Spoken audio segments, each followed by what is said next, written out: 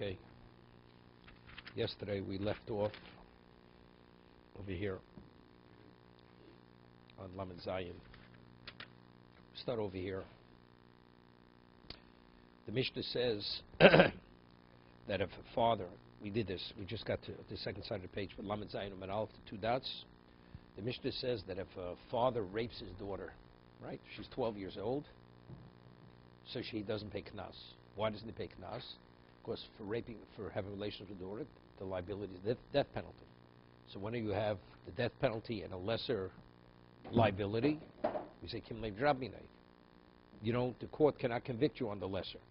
So the Mishnah says, therefore, the father doesn't pay knas because he's liable for the death penalty if he has relations with his daughter.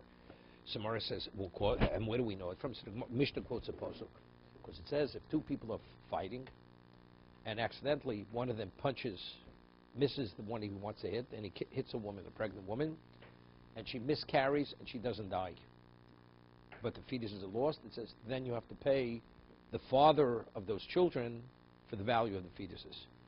But it says when do you pay? Only if there's no tragedy, if the woman doesn't die.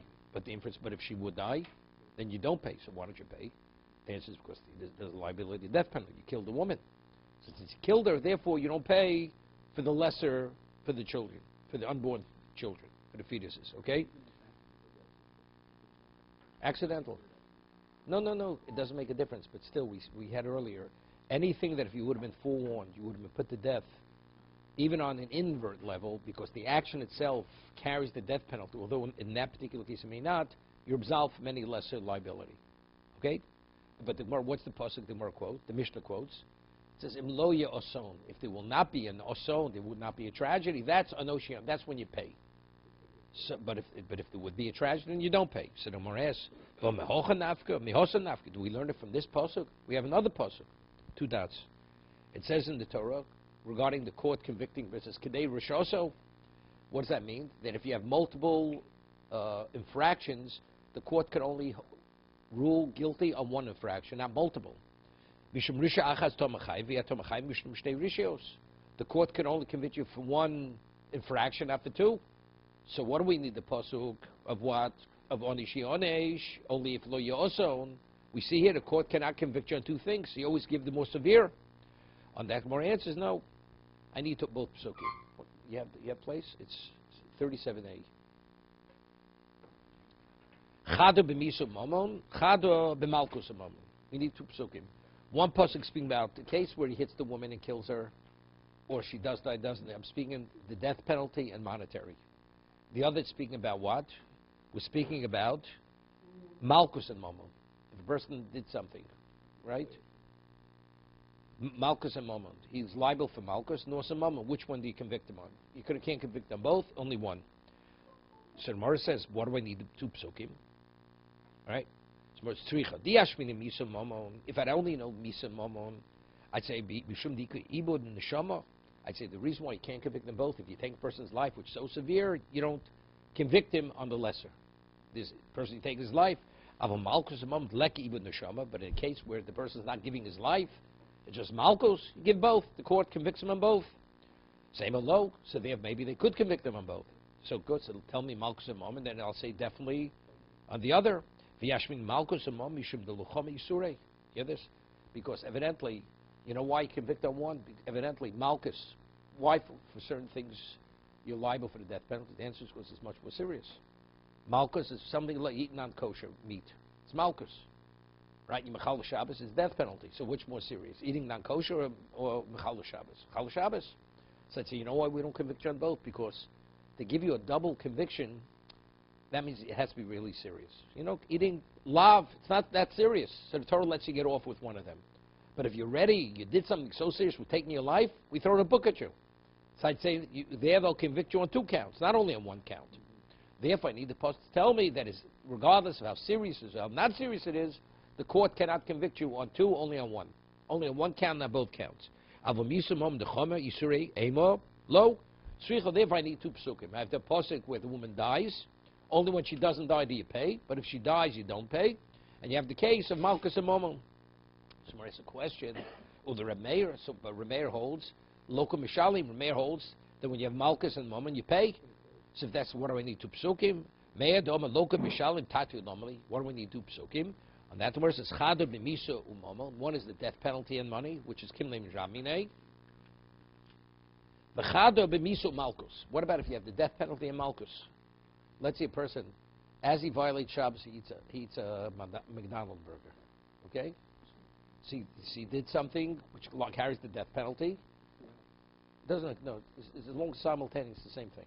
Even 2 acts doesn't make a difference. Chada misa malchus. If I'd only have the pasuk say you're absolved, where it's the death penalty and money, meaning the case where the woman dies and you have the case of the fetus is mishum chada begufi v'chada b'mamone. Lo avdinan. Because since we're taking his life in one area, we don't go into another area. We take his life, now we're going to damage his assets? No, we don't take his assets. Why? Mishum chad v'guv chad mone. V'lo avdina avo miso malchus. What is the death penalty malchus? What is it? You put the man to death. First you'll give him lashes, and then you put him to death. V'idi v'du b'gufei. They're both affecting his body physically, right? Malchus and then miso. Ema misa arichtahi. It's like an extended, it's elongated death. We start with malchus, we finish with end your life. So v'navid bei v'yashmin. So Iyashmin Misa Malchus. If I only had the pasuk tell Misa Malchus, the tarti begufe lo avdina. You know why? Because if we're already taking your life, we don't inflict a double liability on the body. Avol Misa moment where you're inflicting 2 separate areas. One is your physicality, the other is your monetary, right? Avol Misa moment chadu gufi chabamone ema navid be. Maybe I should do both. Therefore, I need both psukim. Okay? The Torah tells us that... No. If they're simultaneous, you're also absolved. No, that's something because the stealing preceded the what? You steal a piece of meat, now you cook it. Right? So when you stole, you already have the financial liability for stealing. Now you cook it on Shabbos, so now you violate Shabbos. It's not happening simultaneous. Kimli job is only if it's simultaneous. Yeah, why not? I borrow money from you. Person borrows money, then he goes in his Machal Shabbos. He's absolved from borrow. It's two separate things. You first borrow, that causes the financial obligation.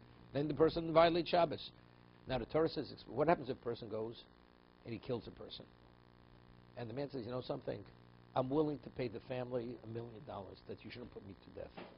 Maybe you'd say, maybe you're able to get off if you pay enough money, right? Torah says, Lo sikhu kofer lenefesh rotzeach. You do not take an atonement for the life of the what? Of the rotzeach. I'm willing to buy my life back. That's what he says to the court. Torah says no such thing. Person commits murder, he has to be put to death.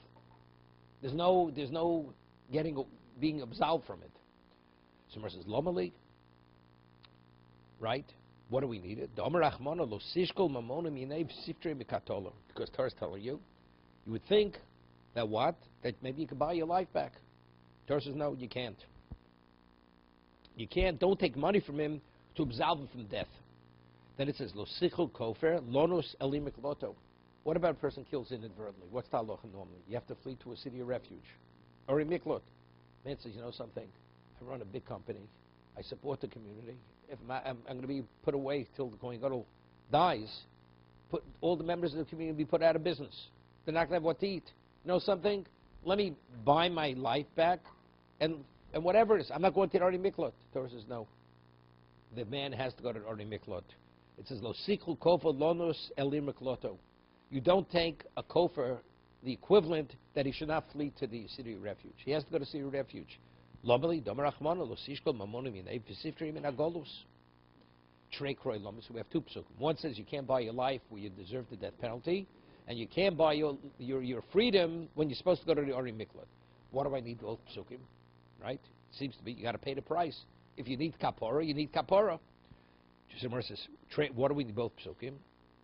Trei kroi lomeli, chad b'shog kabed mezit. Here. When does a person flee to the city of refuge? If he kills inadvertently, accidentally. When does a person put to death? If he kills deliberately.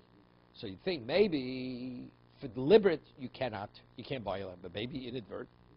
If you could, it's not as serious. So good. What? Call it what you want. No, Shogeg, no. What they call manslaughter has nothing to do with it. You have to learn Gemara Makos. Person throws a stone in the forest, not thinking, and hit a person. Right? Person's chopping wood, he doesn't clear the area around him, splinter flies out and kills a person. According to secular, that's not called manslaughter. It's not manslaughter. What are you talking about? It's an accident. It's an accident. Man's chopping wood. The guy should have been 100 feet away. No. The obligation is on the one chopping the wood to make sure nobody's in his proximity when he chops the wood. So, how many years you live in Israel already? Oh, so he's an expert on manslaughter. No, that's if he's driving his car and he starts texting, and as a result of his negligence, he kills a person. That's manslaughter. Right? Okay. He's required. No, he has to go there. Has to go. Has to go. And not only that, we'll say two things. First, he has to go. It's like a person has to bring a korban. Person, you know something, I can't waste my time. I'll give you a $1 billion donation. I don't want to bother with the korban. No such thing. You want to be atoned, you have to bring the korban. That's the way it works. But not only that, but if you could buy your freedom to the Ori Mikl, that means the pursuer cannot kill you. If the Torah said you could buy your life, that you don't have to go to a city of refuge. If that's the case, the money is the equivalent of you there. Torah says there's no such thing. You got to put your time in. The person has to go there. Utsri, what are we both psukim? Because one's from Shogum Nezid, the Ashmin Nezid, Mishum the Chomer Yisurei. I'd say if a person kills and is liable for the death penalty, you know why you can't buy? Because he did something so serious. For such a serious offense, we don't let you buy your life. Of a shogeg, glochomer isurei, but a person kills inadvertently. Maybe you could buy your life. Emelo, so tell me shogeg. Viashmin shogeg, mishum leki even the shama. You know why? Shogeg, you would say, you're going to be incarcerated. But we're not taking a life. But maybe where a person has to forfeit his life, maybe the Torah will allow a person to buy his life back. Because there's a loss of life. Further,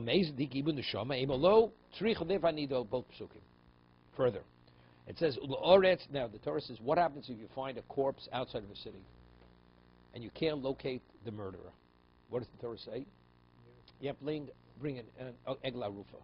You take a calf to a valley, you break its neck, and that's the atonement for the community. Okay? What happens after you bring the egla rufa? You discover the murderer. Because bring the egla rufa is called kapara. So you'd say maybe once you brought the egla rufa, now you find the murderer. Maybe he's off. He's scot-free. No, we'll see the Torah says no. It's only when you can't locate him. But you locate him even though the egla rufa was brought already, he's put to death. The murder will be put to death. It says, the land will not be atoned because of the blood that was shed. How do you atone for the blood that was shed? Only by taking the blood of the murderer.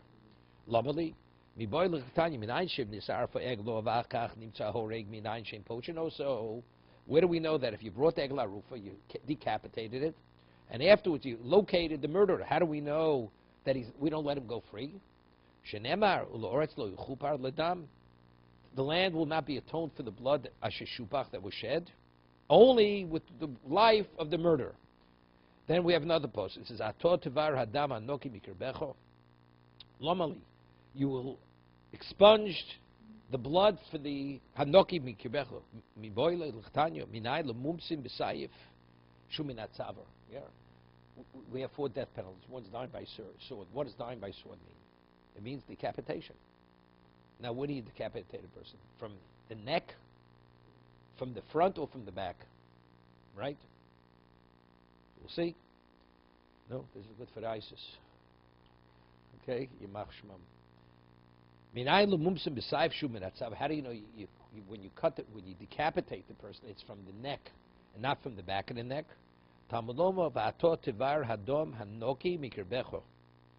It says, all murderers, for committing murder, the liability is the death penalty. You die by sword. So anybody who dies by sword, it's similar to the case of egla rufa. What do you mean similar to egla rufa? Just when you decapitate the egla, you break its neck, because you could say maybe, you know what it is? You run him through with a sword. Maybe that's dying by the sword. How do you know it means decapitation? Maybe it means just running the person through with a sword. The answer is I learned from egla rufa. Just as the egla rufa, it's decapitation, So the human being also, dying by sword means decapitation. Af shochidomi min atzavar. Oh, now the Gemara, it's a good question. Is it from the front or the back? When you break, it says you break the neck of the calf, it's from the back. So maybe decapitation, so the back, not the front. You have the question? Just over there, what do you use? Do you use a knife, or do you use a sword, or an axe? Use a cleaver. When you kill the neck of the roof, it's with a cleaver. It's like an axe. You chop its head off, right? And also, where is it? It's from the back of the neck, right? So maybe when you put the person to death, as he deserves the death penalty by sword, it's with an axe for the back of the head.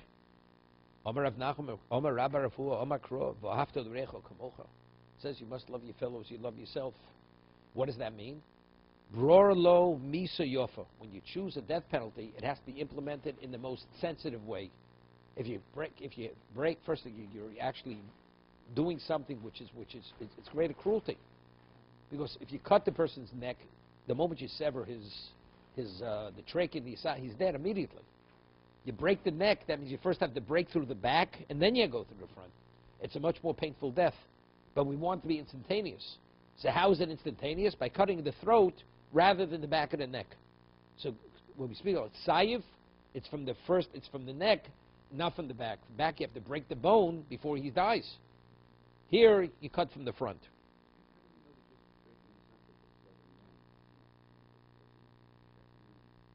No, because...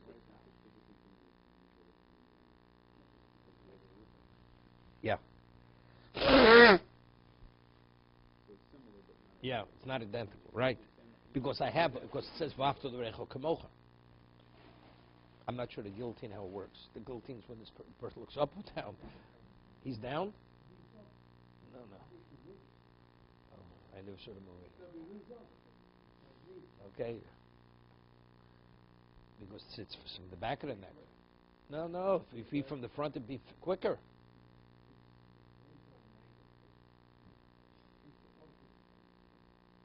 Okay.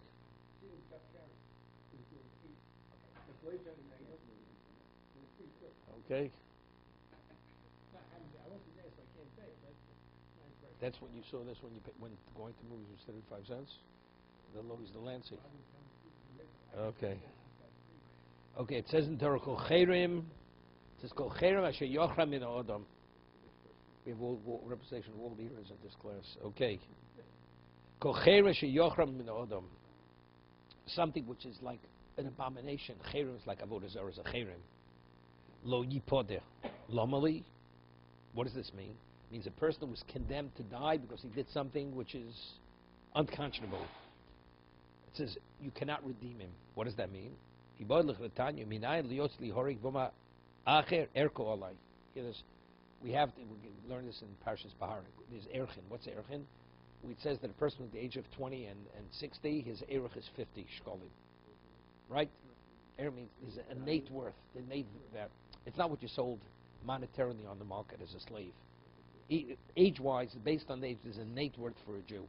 So let's say a person was condemned to die, the court ruled death penalty, and he's going out to be put to death, and somebody says, Erki Olai, I accept upon myself his value. The answer is he has no value. Since the verse is, he's called a bar katola. He's like a walking dead man. If a person, let's say a person died, and you say, Erko Olai, that means not alive. It's not even consideration that you're able to, that it creates an obligation. But here, factually, he's walking and he's breathing. So maybe yes. Torah says no, that since already he's been condemned to death, we see him as a dead man already, even though physically he's alive. Okay? How do we know it's meaningless? It doesn't create any obligation. When a person's condemned to die as a human being, there's no redemption. Maybe the same thing. Let's say they already deliberated, but they didn't give the decision, the verdict. But it looks like he's going to be found guilty. And a person would say, Erki Olai, before the decision's pronounced. The verdict's pronounced. Maybe also he shouldn't have an obligation.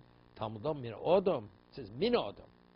Of the people, of the defendants, but lo kol odom. Meaning, if it's prior to the decision, you're obligated. It's post-verdict, then it's meaningless what you said, because then you see him as a dead man. It's interesting. It's interesting.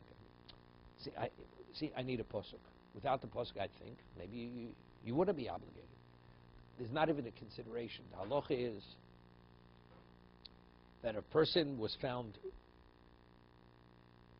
violated Shabbos, and then afterwards they said the court ruled death penalty, and then the man flees. And good. Two witnesses come. Other witnesses said that so and so committed murder. I mean, this person who fled, even though it was pronounced already death penalty for some other reason. But he says, and then afterwards the court rules on the testimony, he has to be put to death. And then they find these witnesses to be Eidim Zomimim. They were conspiring witnesses. The second, what they claimed was they found other witnesses. How could you say he committed murder? You were elsewhere. You were with us somewhere else. So the Mishnah says they're not Eidim Zomimim. We don't do anything. Why? Because they testified about a dead man.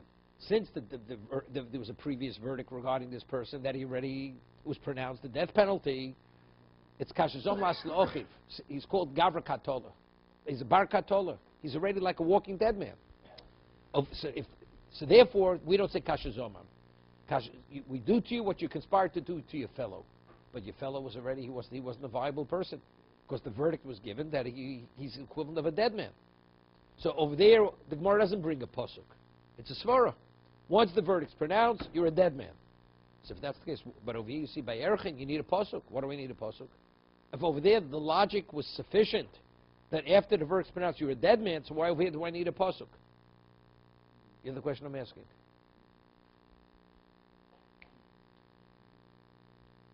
Unless you say that the concept of Bar Katola I learned from Erchin.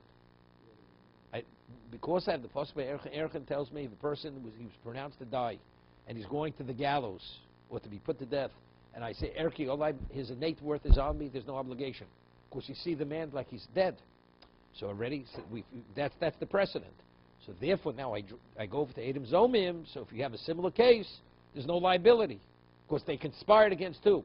Against the dead man. So therefore, there's no kasher zomam. The false witnesses. Right, because their testimony brought about a verdict. He wasn't a viable human being. But how do we know he's not a viable human being? Because I see by Erchin that he's not a viable human being.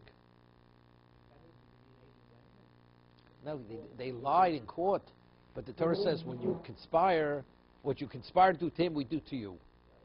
But that's only if he's a viable human being. But since already we ruled the death penalty previously, who did they testify against? A man's already the verdict was death. A different case. Yeah, it's a second case. The Eidim testified a person who was a Bar Katola. The Gemara doesn't bring a pasuk. It's a svara. There was a Gemara Din, a previous Gemara Din. There was a Gemara Din, and there was another Gemara Din. Death. On the same individual. No, on the individual. And then other witnesses, let's say they were unaware of it. And they come and they say, this man committed adultery. And they rule death. And before they put him to death, they find out that they conspired. You do nothing to the witnesses. Because you do nothing to the witnesses. No. But they still conspired to take a life. The answer is because they conspired to take a life that was already dead. Yeah, that's the answer. So the says because since there was a previous verdict of death penalty, they conspired against the person who was considered dead, even though physically he's alive. Right? So I'm asking. So my question was, over here the Gemara says, why when the verdict was given death, and I say Erki Olai, why don't I have to pay his erech? Gemara quotes a pasuk, right? But if not for the pasuk, you'd pay. He's a Bar Katola, as by Eidim Zomim. So I'm saying the halacha, the concept Bar Katola by Eidim Zomim is learned from Erchin. Okay? Good.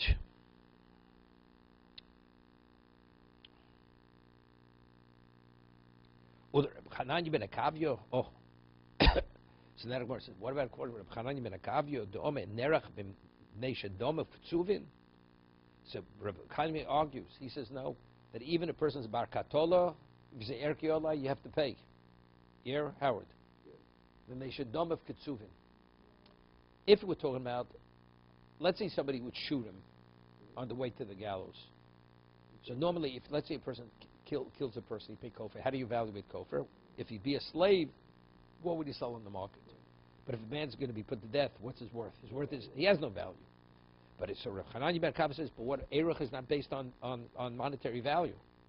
It's innate value. So if it's innate value, that's what he holds. Even though he's a bar katola, you pay. I mean, you have, what? The 50 shekels. What is the rationale? What's the rationale? Answer. No, but what's the rationale? What do you say? Well, he would say that he's alive, so he's killing the person you have to pay. No, that's not what I would say. But by Edom Zom, we still say Bar Katola. Right. We don't say Kasha Zoma, but here he still says you pay. So you had a question. So I think the difference is like this. I once said, what's the halacha if a person has an animal, a muad, he's a gora, and he doesn't protect the animal, he's not responsible, and the animal now goes and gores and kills a person. So the Torah says that you evaluate the value of the person, let's say a regular Jew, and you have to pay his full value. What his value would be in the, that's a kofar, that's an atonement for the, whatever you could sell him for, right? What about if the animal kills an Eved Kanani? Person has an Eved Kanani. Eved Kanani is like a semi-Jew. He's chayv mitzvahs kisha. Let's say animal gores and kills Eved Kanani. It says you pay shloshim shkolim. You pay 30 coins. Right? How do we come up with number 30? So the Sephardo says, this is Parshas Mishpatim, if a woman between 20 and 60, you would say, Erka Olai. What's her innate value? 30. So because the obligation of a Canaanite slave is identical to a woman, therefore you pay the same amount. So when the slave was killed, what does the Torah say? What do you pay? His innate value.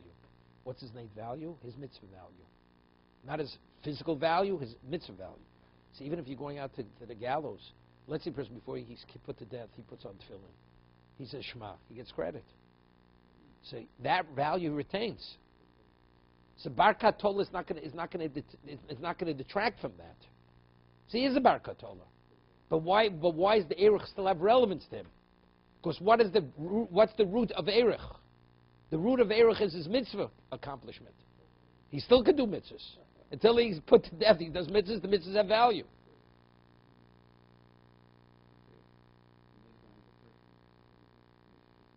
The mitzvahs. So even though a person's a bar katola, it's irrelevant. So what? He's going to have to be killed. That's what we say. What? No, but he's a bar katola. What is his status? Bar katola. Right? He's a dead man.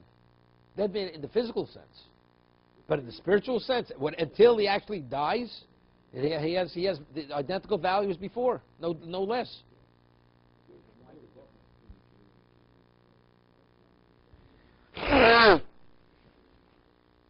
Because the tragedy is greater, that's why. A Jew, if a person murders a Jew, and a person murders an Eved Kanani, no, but they both have a death penalty. Both have a death penalty. If it's premeditated and you fool once, no, you both death penalty.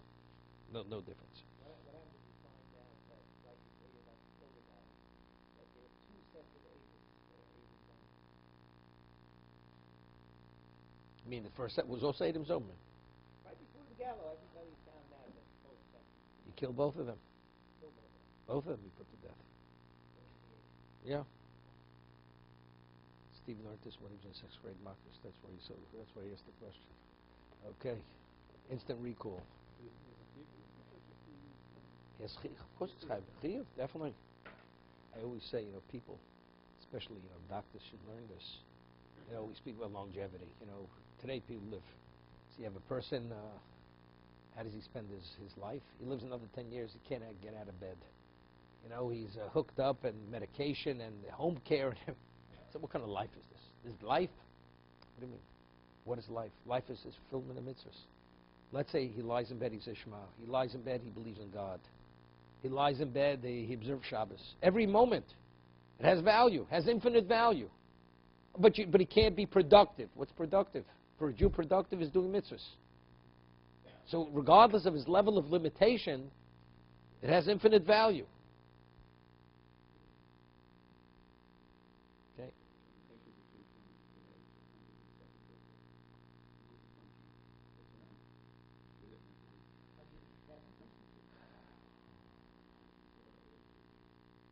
Okay. She's a Shomer Shabbos? What's her family name? Slusher, okay. Must be Hungarian. Yeah. Further. Someone asked Korab Hanan ben Akavia that he says that even if you're going out to the gallows, you're going to put to death. So what does he do with the kolchem? Hi kolchem, I overlay. Mi boy lech letanya. Reb Shmuel ben Osher Reb Yochanan ben Brokom. Elfisham atzil mumsim bidei shamayim. Shenostin momen miskapel lohem. Shenema im kupa yusha solov. This is the case where a person is gored, killed. So it says the owner of the ox has to pay the value of the person. Yochlaf bidei odem kain. Right? Maybe it says even if a human being kills. When the Torah says kofi yusha solov, what is the liability to the owner of the ox? Spiritual excision. So for spiritual excision, paying the value of the victim, that gets you off the hook of spiritual excision. But maybe it should even get you off the hook even for what? Where the person kills even if a person commits murder. Right?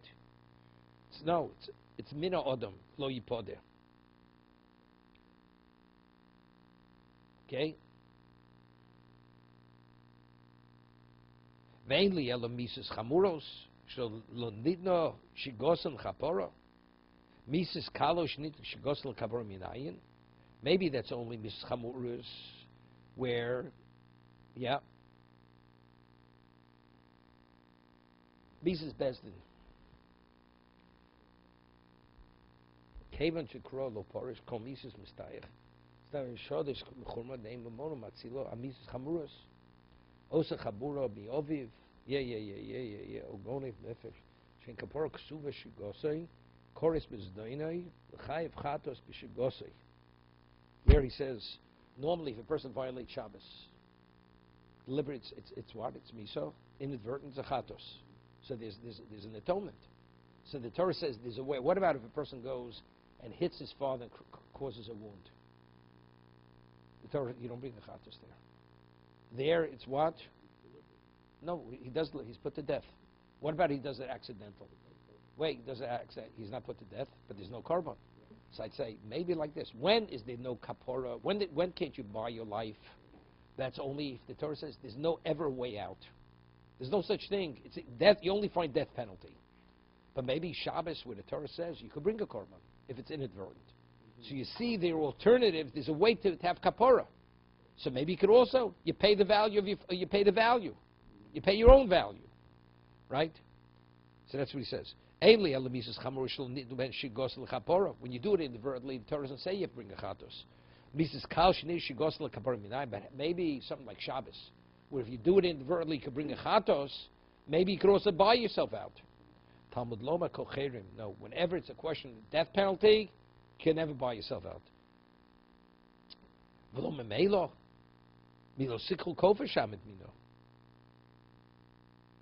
Right? So now we had earlier. It says when the person is liable for the death penalty, it says you can't take payment.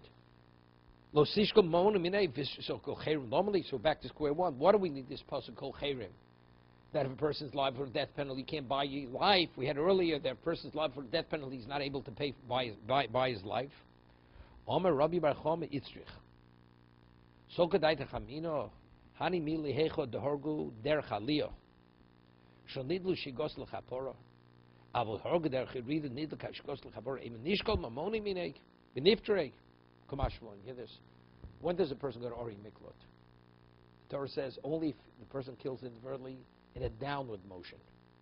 The Mishnah says a person is lowering a barrel and he loses control and the barrel falls on someone and kills a person. What about if he's raising a barrel up, and as he's raising it up, he loses grip and it falls and kills a person? He's not liable. He doesn't have to go to Golus. So we find, what is Golus? Is kapara. When a person flees to the city of refuge, it's kapara.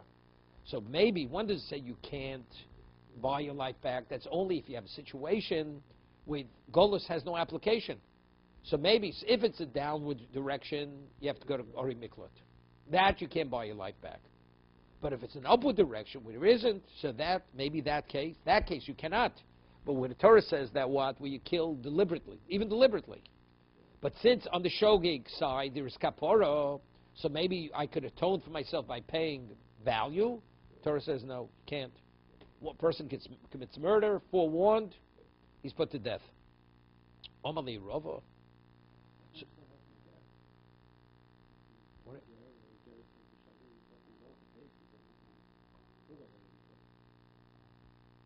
Ger could have children.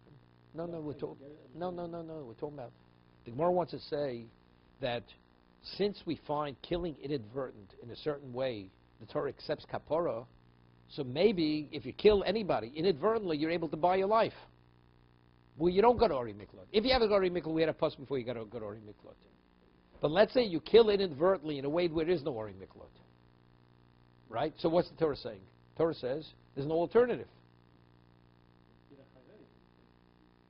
You're not chayiv, so you don't have to do anything. But maybe where you are chayiv, right? That's what he says. Hargo derech yirido niduk shkol kapara ema nishkol mamonech minei v'niftrei kamashalan not. But we're talking he killed deliberately. Not what he killed inadvertently. You kill in a downward direction inadvertently got Ori Miklat. What about if you killed in a downward direction deliberately? What do? You killed either way. You killed upper direction, lower direction. But in the downward direction, since we see the Torah says this kapor of Ori Miklat b'shogeg, maybe I'm able to buy my life back by paying for it. When can't you buy your life back? If you kill in an upward direction. Because if you kill in an upward direction, you don't go to an Ori Miklat. So if you kill deliberately in an upward direction, you can't buy your life. That's how we want to make the differentiation. You following? Again, we're saying the rationale with why need this pasuk. Torah says you can't. The death penalty, you're obligated for death penalty. You can't buy your life. Can't buy it. So let's say, you know when. If a person, let's say, would kill in an upward direction, he lifts up an axe and hits a person, not swing it downward. He doesn't go to Ori Miklot. So what does the Torah say? So therefore, b'shogeg, there's no kapara, right? It's not needed. So if a person, let's say, would kill in an upward direction, so of course he's put to death, because we find killing a person in an upward direction, the concept of kapara has no relevance. The Torah never says there's any kapara other than dying. There you got to die, right? So I say therefore, because Torah says there's never ever an example of kapara, only death in an upward direction. It's not even consideration that you can buy your life. But maybe killing in a down direction where inadvertently there is kapara. If you do it inadvertently, you go to Ori Miklot. So maybe if you kill in a downward direction deliberately, if you're not willing to pay, you put to death. But if you're willing to pay, maybe you're able to absolve yourself from the death penalty. So Kol Chaim says no. Whenever a person is liable for the death penalty, regardless of how he kills, you cannot buy your life. He has to be put to death. What do we need? Kol Chaim, we learn it from Tanu V'Chizkiya. The Tanu V'Chizkiya, we said earlier.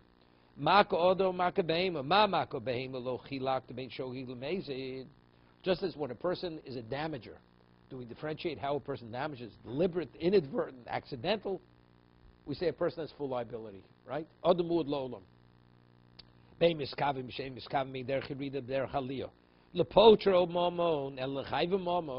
comes to mazik, a person always has full liability. As a damager, a person has full liability. There are no excuses.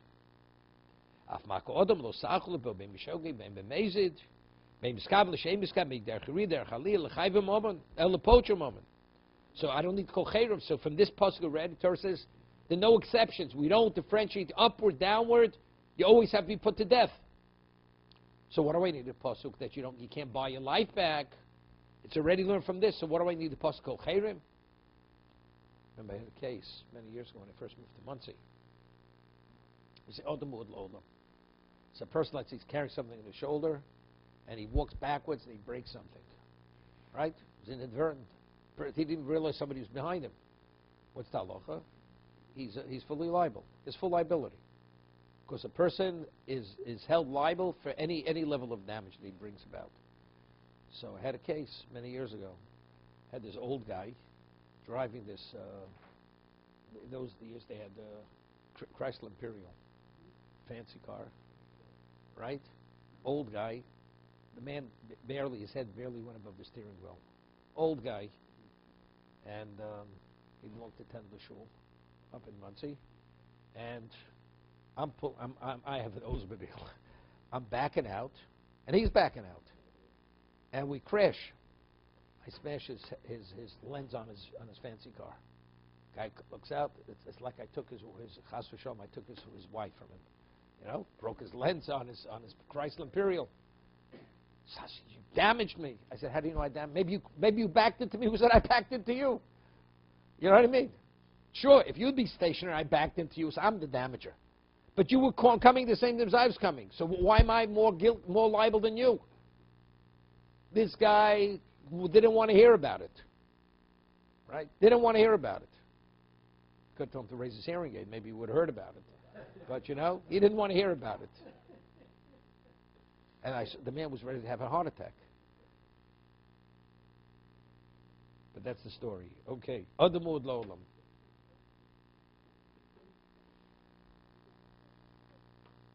So back to so what do we need the pasuk called Cherim? Elo Omer Rabbi Bar Chama Itzrich. I need the pasuk. Sogdai Chamina Hani Milhecho Desimo Es Eno V'Horgo. Yeah. If he let's say he would take out his eye and he died as a result of taking his eye out. Avol Hecho Desimo Es Eno V'Horgo B'Davrach Emo Nishkol Mamonu Minek. Yeah. Meaning like this.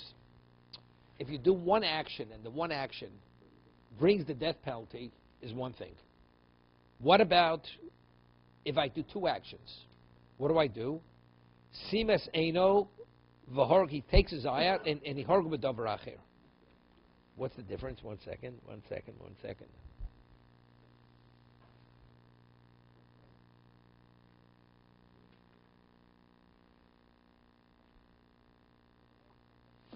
Yeah. It means like this.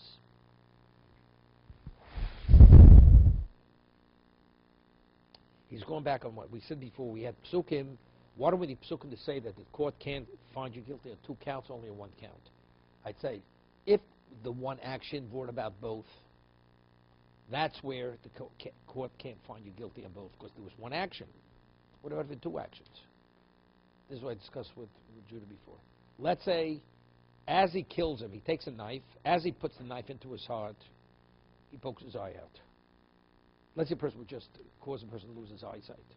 He's a mazik. He didn't kill him. But let's say as he kills him, he knocks his eye out. So I say, no, maybe they should pay the court to find you guilty in both counts. If it's the same action that brings about both, you know, I'll give you an example. We spoke a case, a person goes, guy's wearing a Brioni suit, $10,000 suit, with a fancy tie and a fancy shirt. No arbacanters underneath. Okay? And he puts the knife straight through the suit, through the jacket, through the shirt, through the tie, through his heart. Right? Does he have to pay for the suit? He doesn't. It's considered one action. Right? The action of putting the knife going through everything, that's one act of killing. No question. Kim Lemidrabinate. That's called simultaneous. But it's one action. Okay? But what happens if you go, as he stabs him in the neck, he goes and he tears his suit with the other hand. Two actions. Maybe the court could find him guilty on one count. Because the tearing of the suit is an act of damaging, and the other is an act of murder. So therefore, I would say, so how do I know that the person's also absolved? The court can't find him guilty even on both counts, even with two separate actions. That's what I need this other pasuk for. I need the other pasuk to say, whether it's one action, two actions, the court cannot find him guilty on both counts. Okay? This way. As a result of taking his eye out, he died because he poked his eye out. Maybe you'd be caught, be able to find him guilty on the second count. I have another pasuk. It says ayin tachas ayin. Here, it says an eye for an eye. Wait. It says ayin tachas ayin v'lo ayin v'nefesh tachas ayin. Here, an eye for an eye. What about if the guy took his life and took his eye? Yeah. So from there I see both. Also it says, only when do you pay for an eye? It's only if it's an eye for an eye. But if it's an eye and a life, you don't pay for the eye. So again, so we're back. So we don't need this pasuk. See, we see from this pasuk that even if it's done in two separate actions, you don't pay for the eye because it's only when it's an eye for an eye. Elom Ravashi. It's so that I mean the whole b'chidushu shechid Torah b'knas avagav the migdal mishalim. You would think a person, God forbid, rapes his daughter.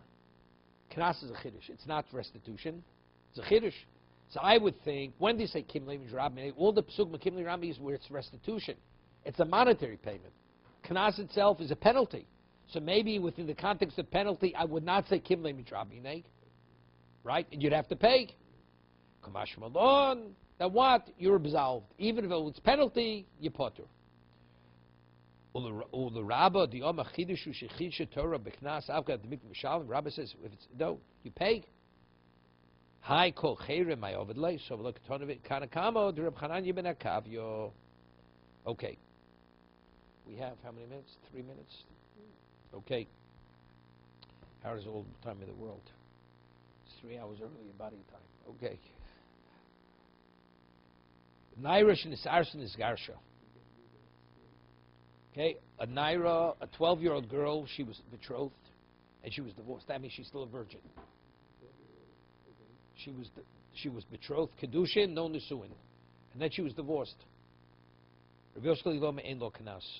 Even though, and she was raped as a virgin, Naira, because since she was married, no kanas. Reb Kiva yesh lo kanas.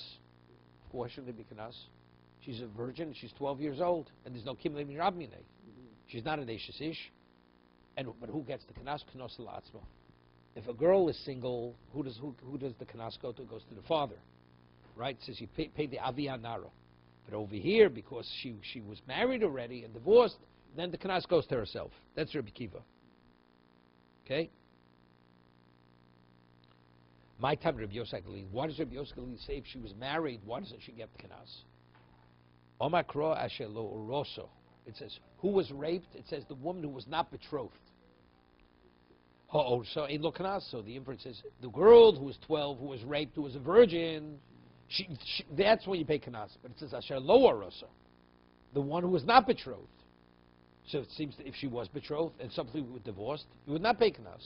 Reb Kiva Omer, no, asher lo arasa lo aviyah. If she was never married, that's when you pay the kanas to the father. Ha'orosa, but if she was married and then divorced, latzma. Who's the recipient of the penalty, of the kanas, the fine? She gets it. Smar says, El meato bogeres naira v'lo bogeres. So when we say the same thing, if the pasuk the Reb Kiva is saying it, when do you pay her? Pay the father only if she wasn't married. But if she was married, you pay her. So let's say like this: when do you pay the kanas to the father, and you don't pay the kanas? If she's fully mature, you don't pay the father. That's only if she was never married. But maybe if she was married and divorced, even if she's a bogeres, you should pay kanas. Right? No, that's kibbutz. You don't pay it. No. Yeah, of course she's allowed. She was raped. If she's a, why not?